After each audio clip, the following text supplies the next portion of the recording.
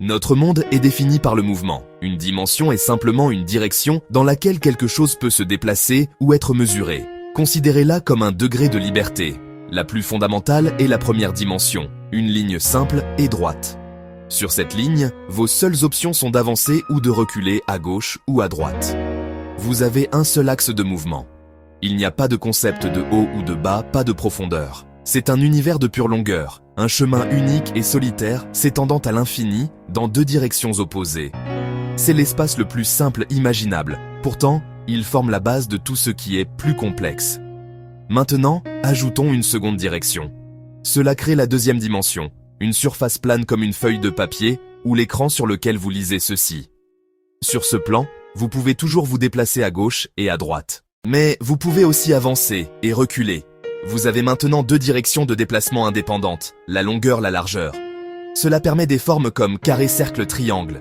C'est un monde avec une surface, mais sans volume. De nombreux jeux vidéo anciens existaient dans cette réalité bidimensionnelle. Les personnages pouvaient se déplacer sur l'écran, mais ne pouvaient pas en sortir ou s'enfoncer davantage dans l'arrière-plan. Notre expérience quotidienne se déroule dans la troisième dimension. C'est l'espace que nous habitons. Nous avons la longueur et la largeur, mais nous avons aussi la hauteur. Nous pouvons nous déplacer à gauche et à droite, en avant et en arrière, et maintenant, surtout, de haut en bas.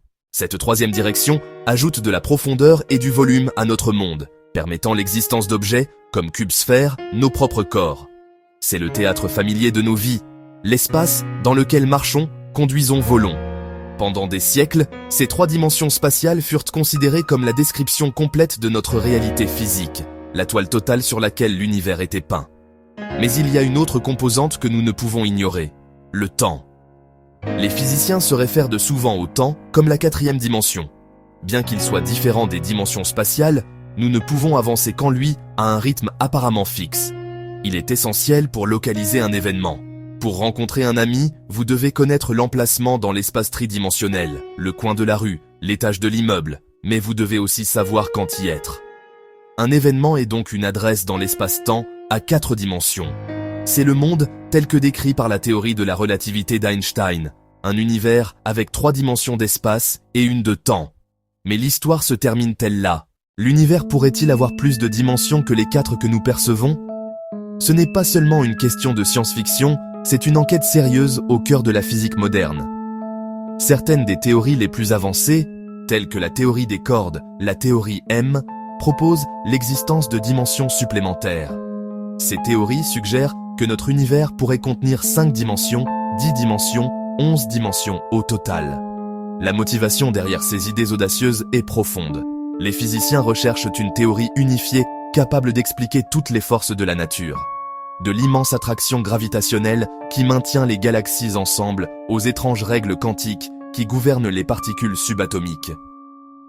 Le problème, nos meilleures théories actuelles, la relativité générale, la mécanique quantique, ne fonctionnent pas parfaitement ensemble. Elles décrivent l'univers à des échelles très différentes, et leurs équations s'effondrent quand on les applique au domaine de l'autre. Les dimensions supplémentaires offrent une solution potentielle. En ajoutant plus de dimensions au cadre mathématique, dans ces modèles, les constituants fondamentaux ne sont pas des particules ponctuelles, mais de minuscules cordes vibrantes ou des membranes vibrantes, évoluant dans un espace à plus de 3 dimensions spatiales. Alors, si ces dimensions existent, où sont-elles? Pourquoi ne pouvons-nous pas les voir ou nous y déplacer? L'idée dominante, elles sont cachées. Peut-être incroyablement petites, enroulées ou compactifiées, à une taille bien inférieure à celle d'un atome. Imaginez un tuyau d'arrosage. De loin, il ressemble à une ligne unidimensionnelle. Vous décrirez un point par sa distance le long de la ligne. Mais en vous rapprochant, à chaque point, il y a une seconde petite dimension circulaire autour de laquelle on peut se déplacer. Les dimensions supplémentaires pourraient être comme ce petit cercle, existant en chaque point de notre espace familier, mais trop petites pour être détectées directement. Ce concept n'est pas une simple excuse, c'est une caractéristique essentielle des modèles mathématiques. La géométrie précise de ces enroulements détermine les propriétés des particules et des forces que nous observons. Différentes formes, différentes physiques. Par exemple, la masse d'un électron, la force de l'électromagnétisme et d'autres constantes fondamentales pourraient découler directement de cette géométrie microscopique. La recherche de ces dimensions est donc une quête du plan le plus profond de notre cosmos. La chasse aux preuves de dimensions supplémentaires est l'un des défis les plus passionnants de la physique expérimentale. Les scientifiques ne se fient pas seulement à l'élégance mathématique, ils recherchent activement des preuves tangibles. L'un des principaux outils pour cette recherche est le Grand Collisionneur de Hadron, le LHC, au CERN. En faisant entrer en collision des protons à une vitesse proche de celle de la lumière, le LHC crée des collisions incroyablement énergétiques qui peuvent recréer brièvement les conditions du début de l'univers. L'espoir est que si ces dimensions supplémentaires existent, une partie de l'énergie d'une collision pourrait y être projetée. Si l'énergie disparaît dans une autre dimension, nos détecteurs l'enregistreraient comme une énergie et un élan manquant. Les particules s'échappant de la collision ne s'additionneraient pas correctement. Ce serait un signe puissant, bien qu'indirect, que quelque chose a quitté nos 3 dimensions spatiales familières. Une autre possibilité est que ces collisions à haute énergie pourraient en créer de nouvelles particules lourdes qui ne peuvent exister qu'en vibrant ou en se déplaçant dans les dimensions supplémentaires. La découverte d'une telle particule serait une découverte révolutionnaire. Jusqu'à présent, le LHC n'a pas trouvé de preuve définitive, mais la recherche se poursuit avec une précision et une énergie toujours croissantes. Une autre voie d'investigation prometteuse provient de la force de gravité. Des 4 forces fondamentales, la gravité est étrangement faible par rapport aux autres. Une explication intrigante de cette faiblesse est que la gravité est la seule force qui peut s'échapper dans les dimensions supplémentaires. Alors que les autres forces, l'électromagnétisme et les forces nucléaires, sont confinées à notre brin tridimensionnel ou à notre tranche d'univers, l'influence de la gravité pourrait être diluée en se propageant à travers toutes les dimensions, grandes et petites. Cela la ferait paraître plus faible qu'elle ne l'est réellement. Cette idée conduit à des prédictions testables. Si la gravité opère dans plus de 3 dimensions, sa force devrait changer à de très petites distances. Les scientifiques mènent des expériences de haute précision pour mesurer la force de gravité à l'échelle submillimétrique. S'ils constatent que la gravité devient plus forte que ce que prévoit la loi de Newton à ces petites échelles, ce serait une preuve convaincante de dimensions supplémentaires. De plus, l'étude des ondes gravitationnelles, des ondulations dans l'espace-temps, détectées par des observatoires comme LIGO Virgo, pourrait offrir des indices. Certaines théories prédisent que les dimensions supplémentaires feraient propager les ondes gravitationnelles de manière unique, laissant potentiellement une signature subtile dans les données que nous recueillons des événements cosmiques, comme les collisions de trous noirs. Il est crucial de distinguer une belle hypothèse d'un fait avéré. Pour l'instant, l'existence de dimensions supplémentaires reste fermement du domaine de l'hypothèse. Les modèles mathématiques, en particulier la théorie des cordes, sont incroyablement convaincants et cohérents.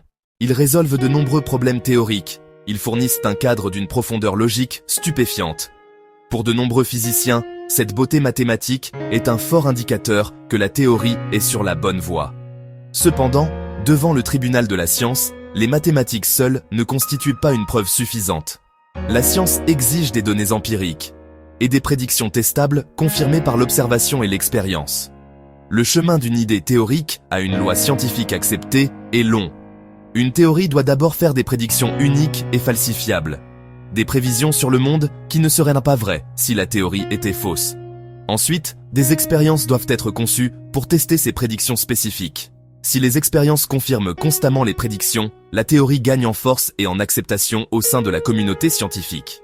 Pour les dimensions supplémentaires, nous en sommes encore au premier stade de ce processus. Nous avons les théories, quelques idées de test, mais il nous manque la preuve irréfutable et définitive qui élèverait le concept d'hypothèse à fait établi.